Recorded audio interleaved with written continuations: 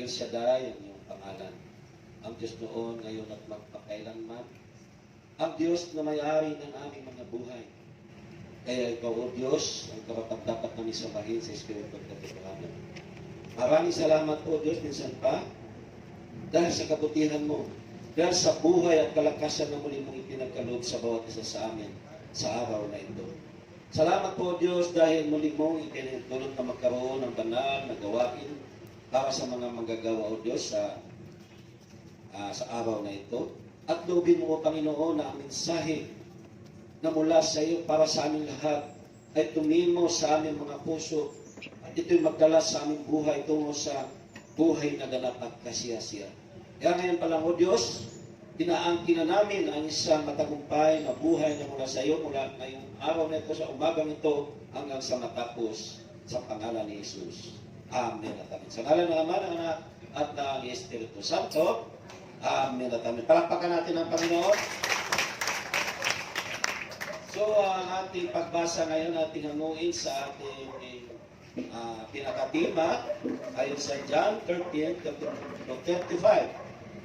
Ang ating gospel na babasahin ngayon ay mula sa panulat ni San Juan, Panata 13, talata 34 hanggang 35. Sabi dito, isang bagong utos ang ibinigay ko sa inyo, ibigan kayo. Kung paano inibig ko kayo, gayon din naman mag-ibigan kayo. Kung kayo'y mag-ibigan, pakilala ng lahat na kayo'y mga go. Buwiin ng Diyos sa pagkabasa sa kanyang mabuting balita. Yan ang mapalakpak na naibigay natin para sa ating Panginoon. Naibigay natin ang pinakadabis na pagpalakpak. Ilang papuri natin sa Kanya. So, pwede na kayong maupo, mga kaigsunan ko sa ating Panginoon, sa biyaya ng ating Diyos. So, salamat sa Diyos dahil isa na namang biyaya para sa akin magamit niya upang maibahagi ang tungkol sa Kanya mabuting balita. So, sa ating pagbasa ngayon, mga kapatid ko sa Panginoon, natin makikita ang isang bagong utos ng Panginoon Jesus. Na kung saan ang utos na ito ay kung papaano makikilala ang pagiging alagad o lingkod niya. Dahil sabi dito, mga kapatid ko sa Panginoon sa ating gibasa karon sa John 13:35, sabi dito, kung kayo'y mag-ibigan, makikilala ng lahat na kayo'y mga alagad ko. So, sayon sa ating tinunghayan, sa kanyang sinabi, sa pagiging lingkod niya, kailangan umibig tayo sa Diyos at sa ating kapwa. Ito pala ang requirements o bayudita ng pagiging lingkod ng ating Panginoong Jesucristo. Tinatawag nating requirements ay ang umibig sa Panginoong Diyos at umiibig sa kanyang kapwa. So, mahalaga pala itong itinuturo sa atin ng Panginoon dahil ang kanyang itinuturo sa atin sa gospel na ito ay ang ating pakipagrelasyon. Saan? Pakipagrelasyon natin sa ating Diyos at sa ating kapwa. Amen po? Amen. Ang tanong ko, sino ang umiibig sa Diyos at sa kanyang kapwa? Hallelujah. Naintindihan niyo po ba ang tanong ko? Sino ang narito ngayon na umiibig sa Diyos at sa kanyang kapwa? Pumalakpak ng malakas. Hindi na kaya itaas ang inyong mga kamay para sa Panginoon. Ibig sabihin, nag-alinlangan kayo sa inyong debate. Ang inyong naramdaman sa Diyos. Nag-alinlangan pa kayo hanggang ngayon. Hallelujah. Ha? So kung na kayo naniwala o kayong mga kabataan at tinawag sa kabila sa pumurahan ng inyong edad ay tinawag na kayo ng Panginoon bilang mga alagad niya o lingkod niya, ay ito nga po ang ating dapat nataglayin sa ating buhay, ang umibig sa Kanya, umibig sa ating Diyos at umibig sa ating kapwa. Kaya nga, ang paksa natin ngayon ay pamagatan kong be a servant of the Lord Jesus. Maging alagad ng ating Panginoong Jesus. Amen po ba? So ang katanungan ko ngayon mga kapatid ko sa Panginoon, ano ang dapat makita sa mga alagad o lingkod ng ating Panginoon Kristo bilang nagmamahal sa Diyos at nagmamahal sa kanyang kapwa? Hello? Nandiyan ba kayo? Naintindihan niyo ba ang aking tanong? Ano ang dapat makita sa mga alagad o lingkod ng ating Panginoon Kristo bilang nagmamahal sa Diyos at nagmamahal sa kapwa? So ang dapat makita, mga kapatid ko sa Panginoon Kristo, kung kayo naniwala na kayo mga lingkod ng ating Panginoon Jesus, ang una ay reminding everyone. Nagpapalahanan ang bawat isa. Ayon sa unang Tesalonika, Kabanata 5, talata 11, 11, dahil dito ay patuloy kayong magpapalahanan at magtulungan tulad ng ginawa ninyo ngayon. Anong sabi dito? Magpapalahanan ang bawat isa. Ang mga lingkod ng Diyos ay nagpapalahanan. Dahil ito'y pagpapakita natin sa bawat isa na umibig tayo sa Diyos at umibig tayo sa ating kapwa. Ito'y pagpapakita ng ating magandang pakipagrelasyon sa ating kapwa o higit sa lahat sa ating Diyos. Amen po? No? Nagpapaalalahanan ang bawat isa. Kung itinuturing ng kaibigan, kapatid, o anak ang iyong kapwa, may malasakit ka sa kanyang buhay. Yung mga manggagawa ba natin dito sa Area 5, mga kabataan sa Area 5, bilang mga lingkod ng Panginoon, ang tanong ko, may malasakit ba tayo sa ating mga kasamahan? Mga ina o magulang na manggagawa dito sa Area 5, nagpapalahanan ba tayo sa ating kapwa lingkod o sa ating mga anak na kasama natin sa gawain ito? Anong ibig kong sabihin?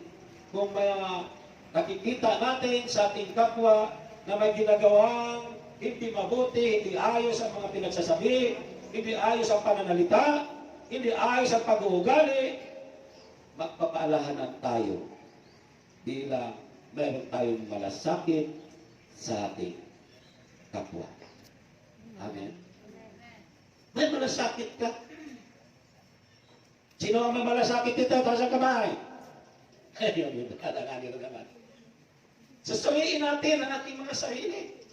Lingkod tayo ng lingkod ng Panginoon, nangalagad tayo sa ating Diyos na buhay. Pagkatapos din natin alam kung talagang umiibig na ba tayo sa ating Diyos na pinaglilingkuhan. At kapag umiibig tayo sa Diyos na pinaglilingkuhan, umiibig din tayo sa ating kapwa, ang mga manggagawa. Amen? Kapag nakita natin na nasa kalagayan ng ating mga kapwa, lingkod, nasa kalagayan hindi mabuti, palalahanan natin. Huwag kang mag-alala sister, huwag kang mag-alala brother. Dahil may Diyos tayo makapangyarihan sa lahat na nagmamahal sa atin. Amen? Palalahanan natin, magbigay tayo ng kalakasan sa bawat isa. Amen? May malasakit. Na isa ko kwento na parang naalala ko bago ako tumaot sa pangalawa. May magkaibigan ang alot at saka alimasag. Ang dalawang ito magkakaibigan, close na close. Isang araw, naglalakad kasi hunas. Nandindot pa kayo, langit man kayo mababag sa Boracay o kaya sa Anda. Pino kayong buhangin, yung bulbul. Naglalakad ngayon itong alimasag na malaki. Lakad siya ng lakad doon sa Anda Beach Resort. Ang kanyang bakas, tinitingnan niya. Gandang-ganda sa kanyang bakas. Hanggang pumalaw siya. Di na napapansin, lumaki na yung alo, yung dagat, at biglang hinampas ng malakas na alon ang kanyang bakas na pinagmamasdan niya. Galit na galit ang alimasag sa alon. Pambihira ka, oh. Ikaw pa naman ang pinaka-best friend ko. Matalik kong kaibigan. Pagkatapos yan ang ginawa mo. Pinura mo yung bakas ko. Bakas ng aking mga pala na napakaganda. Sabi ng alon, kaibigan kasi kita, kaya ko binura. Ano?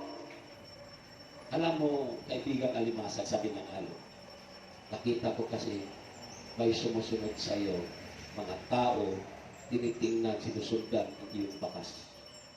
Kaya ko binura para hindi ka masundan doon sa iyong lungga. Kasi mahal na mahal kita. Nagits na po ang pinto. Mahal na mahal ang alon ng alimasag. Kaya binura niya ang bakas ng alimasag upang hindi matuntunan ng mga taong sumusunod sa kanyang bakas kung saan siya nakatira. Amin po? Amen. So, ang ilustrasyon na ito yung pagmamalasakit sa atin, dapat natin gawin na meron tayong malasakit sa bawat isa. Kung itinuturing natin kaibigan o kapwa-lingkod o minamahal natin ang ating kapwa-lingkod, dapat handa tayong tumulong sa anumang kanyang kalagayan. Amin po ba? Ulitin ko, tayo magbigay ng kalakasan sa ating mga kapwa-lingkod na nanghihina na. May malasakit tayo. Abutin natin ang bawat isa. Amin po ba? Dalang pangalawa na dapat makita sa atin, helping each other. Magtulungan sa bawat isa. Katulad ng ginawa natin ngayon. Hindi basta-basta magkaroon ng kaganapan ang ating family bonding na ito kung hindi nagtutulungan ang mga taga-area 5. Amen. Nagtutulungan ba kayo? May kausap ba ako? Isigaw natin. Malakas na amin. Para kayo natin bitawan ang ating mga piling. So, pagtutulungan sa bawat isa. Ayon sa unang Tesalonika, Kabanata 5, talata 11, dahil dito'y patuloy kayong magpapaalahanan at magtulungan tulad ng ginawa ninyo ngayon. Tulad ng ginawa ninyo ngayon, magpapaalahanan ang bawat isa. Amen? Huwag mong pabayaan ang ating mga kasama. Huwag natin pabayaan ang ating mga kapwa-lingkod. Amen? Huwag mong pabayaan ang kasama mo na siya lang ang gagastos para sa gawain ng Diyos. Huwag mong ipaubaya sa isang kasama mo lang na siya ang kagargo sa gastusin para sa para sa gawain ng Panginoon. Inilagay tayo bilang core group sa bawat chapter o prayer group natin, ating pinangangasiwaan na pinagkatiwala sa atin ng Diyos. Huwag mong iasa lamang sa iyong mga kasama. Huwag mong pabayaan ang mga lingkod ng Diyos na dumarating sa inyong lugar. Amen?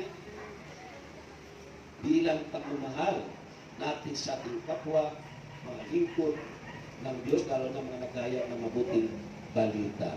Huwag naman natin pababayaan. Amen? Palakpakan na natin ang Panginoon. So, magtutulungan ang bawat isa. Dahil sa pagtutulungan, nandoon ang biyaya, nandoon ang pagkilos ng Himala, nandoon ang pagkilos ng Diyos sa mga nagkakaisang mga manggagawa. Amen? Ang nakakalungkot kasi, yung iba, inaasa na lang sa kanyang mga kasama. At total siya naman ang may mamayaman, siya naman may negosyo.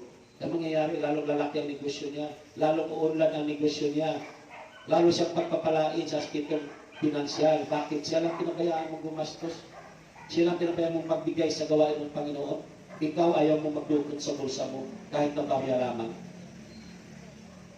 Kung ganyan po tayo, hindi natin mahal ang Diyos, hindi natin mahal ang kapwa. Lingkod-lingkuran lang tayo.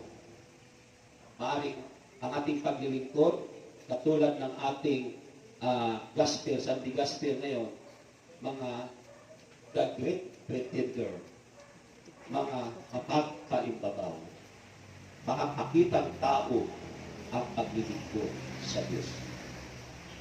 wala sa tunay na pag-ibig na mula sa Diyos ang ating ginagawa kapag ganyan tayo. Ito ang aking sinasabi, paalala lang po. Di ko kayo inuusgahan. Ito'y para doon sa mga taong ganun. Hindi ito para sa inyo na dito ngayon na magbigay kung talagang tunay na nagmamahal sa Diyos.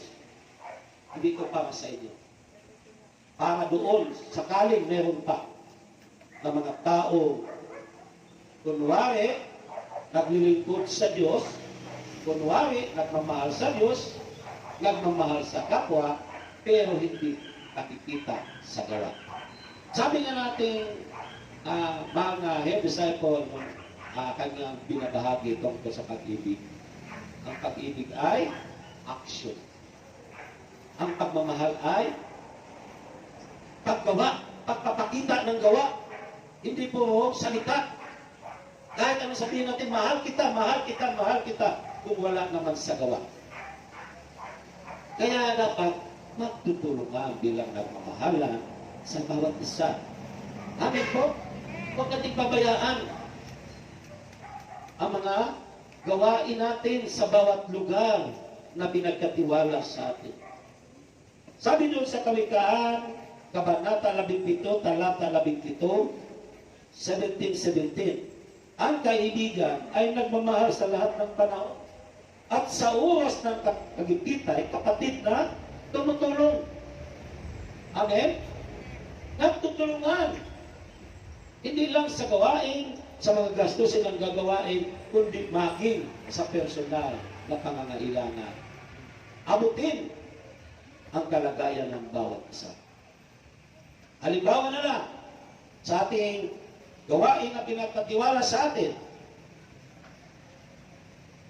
marami na tayong mga kapatid na hindi natin nakikita, na hindi dumadalo, ilang linggo na hindi nakikita sa gawain ng Panginoon. Papabayaan ba natin sila? Suatin sila ang dalawin. Puntahan. Bilang may malasakit tayo sa kanila, bilang nagmamahal tayo sa kanila, titingnan natin kung anong problema. Bakit hindi sila nakakadalo sa gawain ng Panginoon? Baka may mga problemang dinaranas o nararanasan, so puntahan natin upang ipapakita natin ang ating suporta, ipakita natin ang ating pagmamahal sa kanila bilang mga kapatid sa Panginoong Jesucristo. At handa tayo tumulong kahit sabi nga ng isa kong kapatid sa gawain ng Panginoon, sabi ko, Sir, kaunti lang niya ipinapadala sa atin. Hati-hati lang daw tayo. Sabi sa atin ng kapatid ng ito, na nasa Manila, wala sa laki ng halaga yan. Ang mahalaga, naalala tayo niya at naalala tayo ng Diyos. Amen? So ang kaibigan ay nagmamahal sa lahat ng panahon. Hindi mo lang mahalin ang iyong kapwa nang dahil may pakinabang tayo. Mahal natin siya ngayon dahil mayroon tayong pakinabang pa. Pero pagka dumating na ang oras na dumanas siya ng matinding pagsubok, nawawala tayo. Nakakalimutan natin sila. Amen? So, ulitin ko, ang pangalawang dapat na makita sa atin bilang nagmamahal sa Diyos at nagmamahal sa ating kapwa. Nagtutulungan ang bawat isa. Helping each other. Amen po? Ang pangatlo, at ito hanggang dito lang po ko sa pangatlo, will everyone be happy? Magpakaligaya ang bawat isa. Ang dapat makita sa mga lingkod ng Diyos na nagmamahal sa Diyos at nagmamahal sa kapwa ay maligaya sa bawat isa. Walang kalungkutan. Amen? Magpapakaligaya. Dahil sabi doon sa Ecclesiastes, Kabanata 3, Talata 12, alam kong wala pinakamabuti sa tao, kundi magpakaligaya at gumawa ng mabuti habang siya ay nabubuhay. Anong sabi? Wala daw na pinakamabuti sa tao, kundi magpakaligaya at gumawa ng mabuti habang siya nabubuhay. Yan ang gusto na makita ng Panginoong Diyos sa buhay natin. Bilang mga alagad ng Panginoon, ay magpakaligaya tayo at gumawa ng mabuti. Amen? At itong ginagawa natin, ano ba ito? Pakaligaya natin yan. Dahil mamaya po, maglalaro tayo. Pamilibante, magkaroon ng tunay na pagmamahalan sa pamagitan ng patuloy din nating pagkakaroon ng mga activities na katulad nito. Dahil kung wala ang activities na ganito, wala eh. Madali tayo makalimot sa bawat isa. Pero kung lagi tayo meron ganito, sasabihin siguro, gastos na naman, gastos na naman. Sa bawat chapter po, 250 lang ang hiningi namin. Tsaka baon ninyo. Mabigat po ba 250? Sa isang chapter na may kwento, 250, tig-100 lang. Lagpas na, 300 na nga eh. Amen? Kung sa mga bagay sa mundo ito, kaya natin gumastos, minsan umabot ka ng 1,000. Sa halagang 250, para sa gawain ng Panginoon, may pagpakait pa natin. Hello? No? So, dapat ganun. Nagtutulungan ang bawat isa. Kaya 250 lang, dahil mayroon din akong binahagi din. Nakibahagi din ako sa inyo. Hindi lang kayo ang nagbibigay, kundi kami din ng mga naglilingkod o bilang tagapahayag ng mabuting balita. Amen po?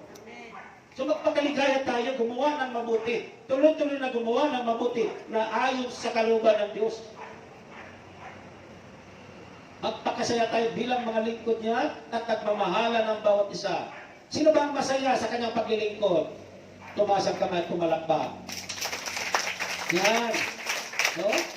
Kailangan sa ating paglilingkod ay masaya tayo. Sa kabila na dumaranas tayo ng mga maraming pagsubok sa buhay. Amen. Dahil ang mga pagsubok sa buhay na yan, vitamina yan para sa ating mga pakipagrelasyon sa Diyos, lalong umunlad o tumibay ang ating pananalig sa Kanya. Vitamins yan, mga nangyayari sa buhay natin na minsan di natin maintindihan, pero may plano ang Diyos, siya lang nakakaalam sa bawat isa sa atin. Kaya huwag tayong malungkot, huwag tayong malulumbay, pagkos magkaroon tayo ng kagalakan, kaligayahan sa ating buhay. Amen? Amen po ba? Kasi kapag maligaya tayo lagi, sa kabila ng mga problema at pagsubok, lalawig ang ating buhay. Dahil ang kagalakan na mula sa Panginoon na ating nararanasan ay higit pa yan sa medisina iniinom natin. Amen po ba? So gagaling tayo, maraming sakit na pagagalingin sa pamagitan ng tunay na kagalakan na ating nararanasan. Amen. Ibig sabihin, limutin na natin yung mga nakaraan nating mga problema, mga kahirapan nating nararanasan o kabiguan sa mga kabataan. Nabigo man tayo, huwag tayong mawala ng pag-asa. Patuloy at patuloy lang tayo magtiwala at magmahal sa ating buhay na Diyos. Amin po?